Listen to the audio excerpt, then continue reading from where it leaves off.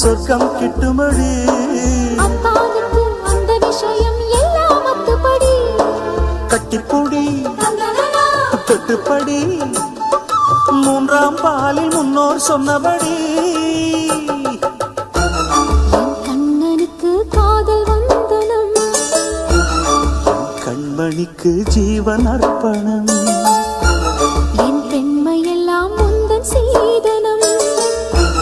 உன் சீதனங்கள் என்ன நூதனம் முடியவில்லை காதல் கண்ணா மோகனர்த்தனம் விடிய விடிய கேட்குதையா உனது கீர்த்தனம் சொர்க்கம் தாண்டி செல்லும் அம்மா எனது சொப்பனம் போக போக